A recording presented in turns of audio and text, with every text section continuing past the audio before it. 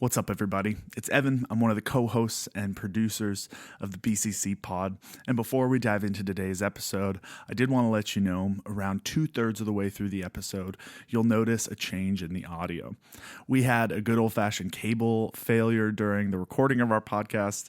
And while I was going to go through and just re-record an outro and cut the episode short, I really do think there's some good stuff in the last portion of this episode that you should check out. The issue has been fixed and we'll be ready to go for next week, but I just wanted to give you a little heads up before this episode rolls. So now that that's out of the way, let's get into it. Well, welcome back to episode 2 of the BCC recap. We're now on episode 2, which means this is now actually a thing, and it's not just not just a one-off. My name is Evan. I'm the communications director here at Bethany.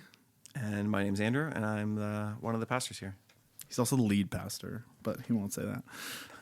I'm allergic to saying that. That's what it is. You have to say lead pastor because people need to know that you're an authority that they need to submit to. So last Sunday, we're second week into When in Romans, and you were talking about politics, a very timely politics sermon. Did you have a lot of people like afterwards being like, what the heck? Like, did you talk a lot about it in the foyer afterwards, just about the timing of everything? Oh, yeah. People just thought it was just, like, you can't make up this timing, that we would have such political announcements and stuff going on the week before. I speak on politics on the Monday. My normal kind of structure is I took a look at the sermon I would have wrote like usually 6-8 weeks ago, and I looked at it and I thought, I'm like, okay, this looks pretty good. And then I got off that and went into a meeting with someone, and they said, so hey, did you hear Justin Trudeau is going to resign? And I was like, what? You're like, you're never going to believe this. Like, I can't. I'm like, I better go relook at my sermon again to make sure now, in light of all those things, that so the timing did seem pretty incredible or appropriate, or like just timely for what we were taking a look at. If you could recap your sermon in 4 words, what do you think those 4 words would be? Last week I gave you 2 sentences, so it's kind of mean to give you 4 words. But okay. I would say follow Christ first and only. That's 5. I'll give it to you. It's close. We'll say it's a plus instead of an and. Yeah, I would say that's kind of the main thing. Like, still follow Christ first and only. And then from that, there's a lot of different ways you could kind of like unpack it. But I think that for me is still the main driving heart of what Paul's saying in Romans throughout all of it, and especially even in Romans 13. That's some of the subtext that's there. Yeah. So your main point from this past weekend, for a refresher for the people listening, your main point was to follow Christ, to be people of peace, and to remind me again. Yeah, to be people of peace towards even those in authority. Even those in authority, that's what it was. And then your challenge was to trust in God's ultimate authority in the politics around us. Let me ask you this, because I think last week I had said, like, if there's one takeaway you would want people to leave with, but I think the takeaways are probably your main point in your challenge. Yeah.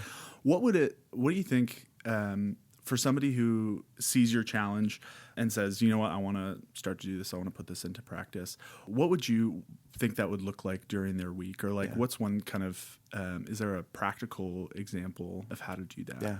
So for me, I think the 2 words I probably describe it for, like, as a practical takeaway, how to place your trust in God only. I would probably think through the lens of fear and the lens of hope.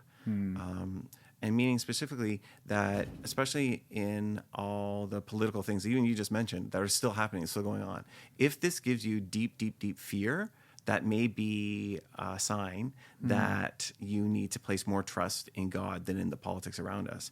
If, though, also it gives you like deep, deep, deep hope that finally our world is going to be saved, or our country is going to be saved, or whatever, that again is probably a sign that you're putting too much faith in the political world to be the one that brings like salvation and hope and grace to people, rather than in Christ. So I think those 2 strong emotions of either like fear or deep hope or optimism might be a better way to put it. If that's what all of a sudden now you're like, the world is going to be great again because of the political things, or the world's going to be terrible again because of the political things, that's the time to just, it's like a little bit of a gut check to say, how much trust are we really putting in Christ? Yeah.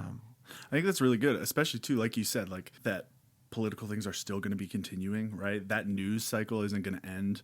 That is going to continue and probably ramp up even more, especially as we look towards an election and all those sort of things. So as you experience and as you take in new information as things unfold, just asking yourself, like, what's feeding into this more than just my trust in God? Yeah. Because if on the day-to-day, like really, and I'm not saying that we should discount world events, but I'm just meaning if on the day-to-day, that especially that news cycle, if it gives you like, if you read one article and then all of a sudden your hope is up or your optimism is up, and you read another one and your fear is down, like I just think it's so easy for that stuff to drive our emotions and to also ultimately drive our allegiance, that then we think like that's what really matters. When as Christians we put Christ first, and that's hard practically sometimes with this stuff, especially with how easily these things are actually being tuned towards our emotions to try to actually galvanize them one way or the other. And it's really good in a practical way too, just because that sort of up and down of being swayed is exhausting, right? And that has other implications too. And we'll get into this a little bit later with some questions, but even just that gut check and that refocus of where your allegiance lies and where you're grounded has implications in an age where everything feels like a chaotic event. I watched a show a long time ago, and there's a couple that has a new kid, and none of their friends have kids. So they're trying to take care of this new baby, and their friends keep coming to them with all the updates they normally would, and is texting them, calling them, asking them things. And they institute this like 8 or higher rule where they're like, you cannot come to us with one of your life events or unless it's an 8 or higher, because we just don't have the capacity for it. And I feel like that, I come back to that because I think so much now in our world feels like an 8 or higher all the time. Yeah. And I think not only from an allegiance standpoint is that a good practice, but it's also a really good practice just to recontextualize the thing itself.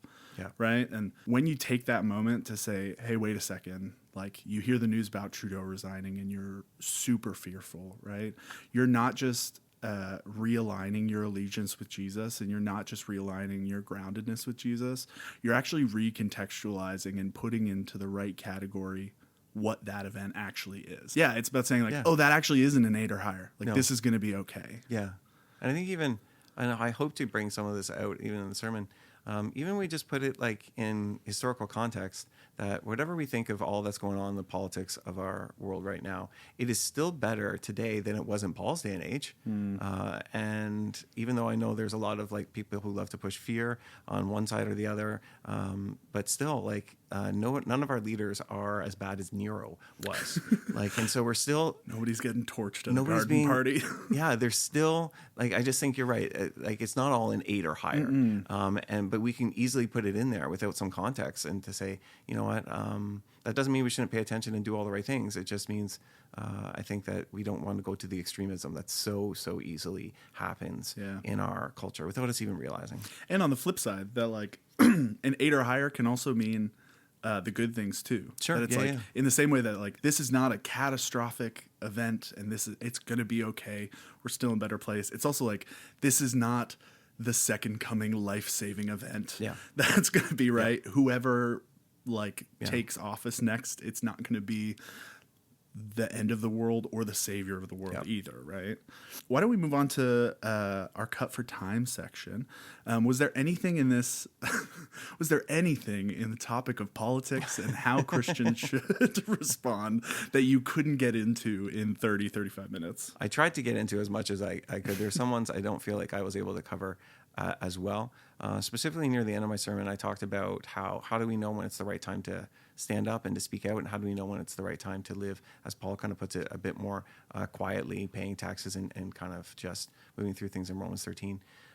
So I didn't feel like I had as much time for that, mainly because I'm trying to unpack Romans 13, and he's not really answering that question. Paul's being a little cagey. Yeah, he's giving some, as I said in the sermon, like he's just giving some what I think is really practical advice based on Romans 12 to a church that's in a brutal historical context. And so, yeah, there were some of that parts I just wish we could have maybe talked a little bit more about, because we are called as as Christians to stand up and speak out on behalf of justice. Like, it's really, really clear throughout the prophets and the Bible that that is an important thing. But the distinction I tried to bring up on Sunday was just that when we stand up and speak out, it's always on behalf of others, not in a self-centered way on behalf of for ourselves. Or at least I think that's a good principle to keep in mind when trying to figure out, do I stand up and speak out and suffer the consequences, or do I act like Paul says, where he says, simply submit or subordinate or obey the government above you, pay your taxes, and in some ways live quiet lives, and let your quiet goodness overcome evil.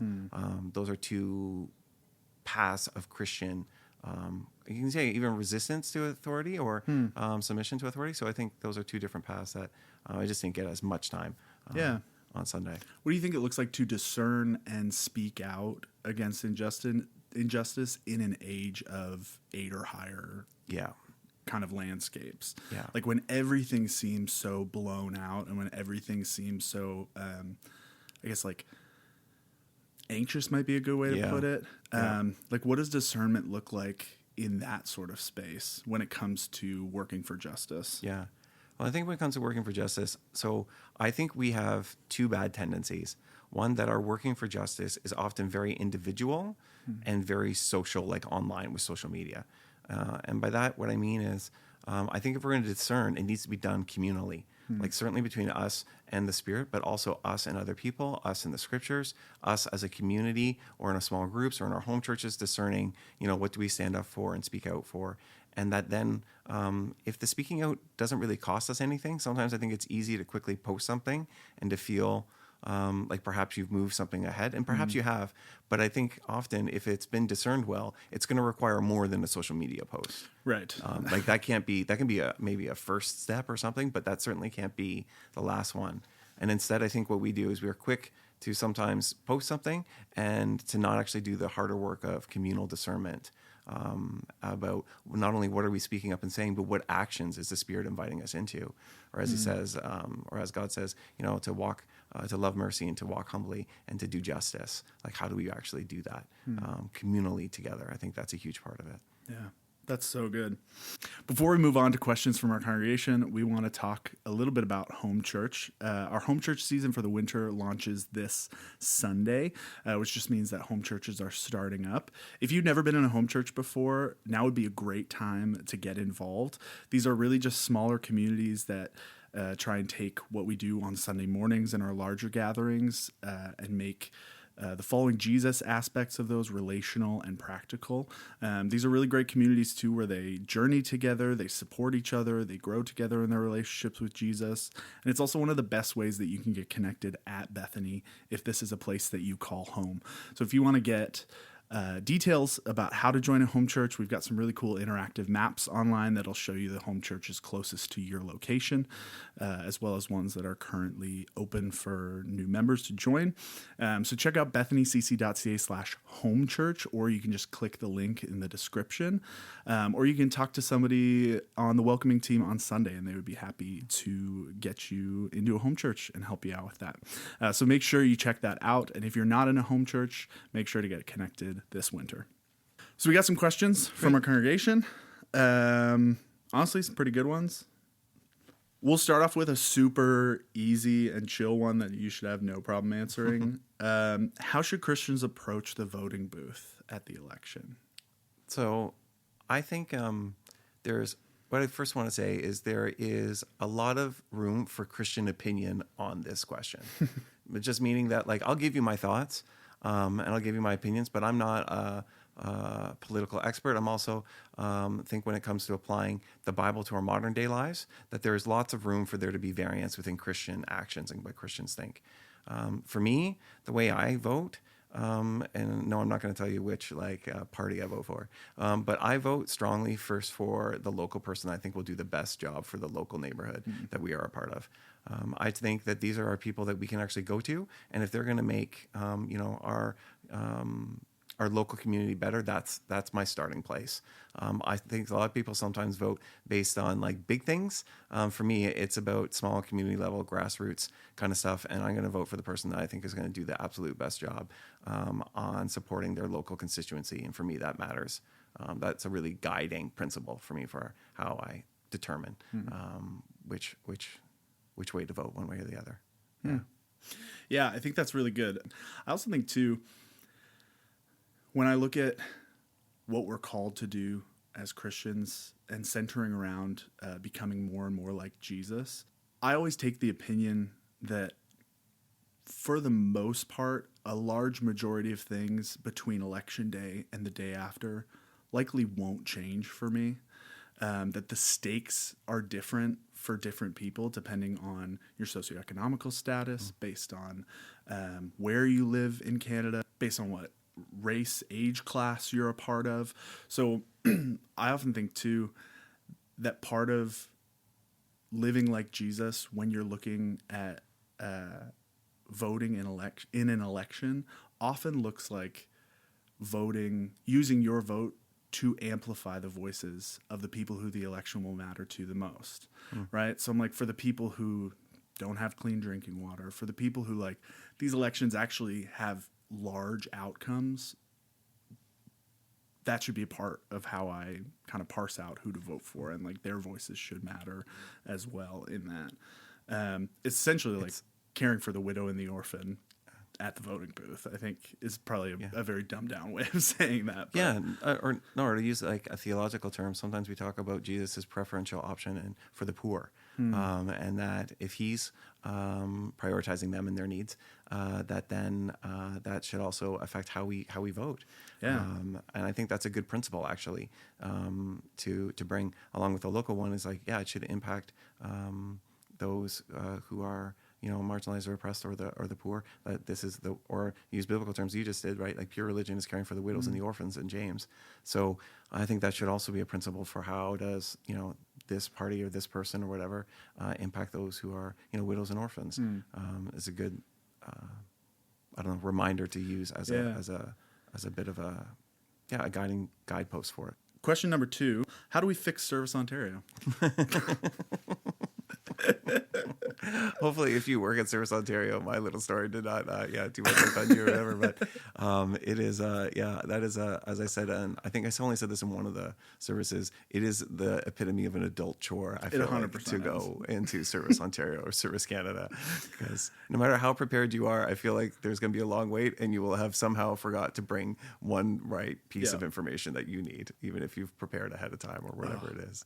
I want them to hire me to do the interior design for these places, because every time I walk into one, I'm like, I'm pretty sure somebody who hates people designed this room. Yeah. Like, it's just so bleak, and like there are two awful places to spend time: a Service Ontario /Canada or a drive test location, because both of them, I swear, try and suck all the life out of all the joy out of that room. Like it is I did have lots of people comment to me about that, about just the choriness that it is to go do those things. How engaged in governmental politics should Christians be? This is again one where I think Christians are going to have a lot of different variants on. So we come from an Anabaptist, like here at Bethany, an Anabaptist position, which really holds strongly to the separation of the church and state. So for me, that's going to be a huge part of how I would even approach this. And I do think, again, and again, I guess this is just my principle or whatever, like more involved locally. And maybe I would say you'd still be involved nationally. I think that stuff matters I think as you get involved more nationally, this is just my gut instinct on it, that there's more of a temptation, though, to place a lot of your trust in those things, meaning especially your trust in allegiance, moving maybe from Christ to some of the outcomes of large national things. So I think, again, I have a preference for the local involvement and heavy local involvement, and then it might change kind of as it goes up the ladder. But I haven't honestly given that much more thought than kind of those two things off the top of my head. Yeah. The next question is, how do I reduce polarization within my family when it comes to politics? So here's my answer to that. With what I would say, in my extended family, we have some very polarized or polar opposite people in very different spaces. So I'm quite used to this even in my own kind of extended family. So I would say the biggest thing is to become curious of someone else. I think that when we lose curiosity, we quickly start to make assumptions and expectations, and then we can quickly slide into judgment really, really quick. I think just being curious about what they think, why they think this, why does this really matter to you? Like actually becoming curious into their different ideas or positions, it can really help to lower, I just think that tension that can be there, or that polarization. And to remember that that we're all also humans. We have a lot in common too to try to draw on. But I think curiosity is a big one that helps to defeat kind of that tension that could be there. Yeah, I think that's something we don't often jump to, because most of the time when people ask, like, how do I reduce polarization or how do I fix this, what they're often asking is, like, how do I win? Right? Like, how do I draw everyone over my side so there is no more how do I convert? Yeah. I always operate, too, on a kind of rule of questions over comments. And that kind of ties into that curiosity piece, right? Like, besides the fact that most of the time, if someone asks you a question, you don't automatically connect it to something they know. They're not communicating something they know. They're asking for more information. So it can kind of tend to diffuse a lot of those spaces. But yeah, like asking somebody, because most of the time when people are really polarized, or it feels like they're really believe very intensely about certain things or about stuff that's going on in politics, 90% of the time it's not about that. 90% of the time it's fear about unknown, it's fear about losing things, it's pain that they received, it's baggage from the past, right? Like it's all these things that pile up on each other that end up coming out as a fight over the Christmas dinner table over politics, or right? I think it humanizes people all of a sudden, then, because we might share some similar fears, even if we think differently politically, right? Or whatever it might be, or similar hopes. When we start getting curious, as for, why do you believe this? How long have you believed this? What led you to this? Yeah. Was there any, experiences that helped to shape your thoughts on this now? And all of a sudden, it can become much more human than soundbitey. Second last question. How do we maintain hope in a world that feels so dark? Yeah, that's a great question. And I think if I can add to this question too, I think what they're probably trying to say is, like, when you talked about before that, like the fear that we can get sometimes when world events happen, right? Or like that things feel like an 8 or higher, or all of those types of things. I think it could be really easy to just get clouded out all the time, right? And that there's like always a way to get access to that information. Like we're some of the most informed people, and it's to a growing extent we're the most informed against our will in a lot of ways. So yeah, how do we maintain hope, and maybe how do we maintain hope in a way that goes farther than just like, I guess I'll trust Jesus, even though I don't mean to make light of that statement, right? No. But how do you even do that practically? Yeah. Right. So I think it's really hard in our day and age, because there is so much of toxicity in like the news that we all see, and that fear is one of the emotions that's, especially like social media wise, that they're trying to trade on to keep you kind of trapped in loops. And so I think first of all, the difference for me between hope and something like optimism. Optimism says something like our world's going to get better because of what's happening around us, right? We're seeing the right party get in, or the right person get in, or whatever it might be. That's optimism. For me, hope is really the trust that in whatever situation we are in, that God might act. And those are very different things. It's not based on kind of this worldly optimism of what we can control. Hope says, no, even in this situation, I think even for like Paul and the Emperor Nero and all that, even in this situation, God can act. So for me, to even place your trust in Jesus, to have that hope, maybe I'll just, if the second last question, I'll give just this as a bit of a takeaway, that I would recommend a spiritual practice to ground yourself in Christ. Like there's no way to have hope if we don't get grounded in Him. And one of the ones that's been impactful for me is to sit quietly. I know I'm geared more towards quiet, so sometimes it's easier for others. But to sit quietly and to just do the practice of looking, of picturing Jesus on the cross and just noticing Him, like noticing you. And if you just practice that idea of Him, noticing Him, noticing you, it will give you hope. It'll just connect you with Christ, and I think sometimes that's what we need. We have so much other things that are, all these other notifications all over our phones and everything else. What we really need is just a reminder that Christ is with us, He is for us, and that to just notice Him noticing you can be a really practical and powerful thing to start to build your hope up. And hope is like a muscle. Like you need it to be filled, and you also need to practice it. And I think that's one way to do it. Yeah, that's very cool. I feel like hope as a muscle is going to stick with me for a while. That's very good. Last question. Who are you voting for? Again, whoever's going to do the most for our local community. That's Which is? I honestly need to know all the people who are running, which I don't. And that shows, again, my Anabaptist, sometimes ambivalence. As we wrap up today,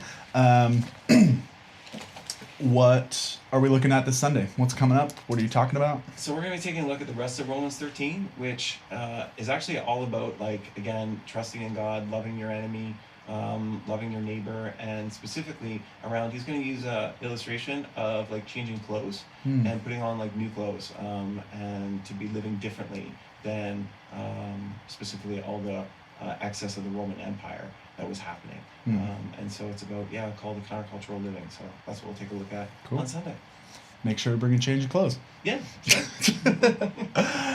Thanks for listening. This again was BCC Recap. Make sure that you check us out on all platforms. Subscribe on the one that you're listening to right now to get updates about when BCC Recap and BCC Sermons comes out. And we will see you on Sunday and then on here next week. See you later. Sounds great.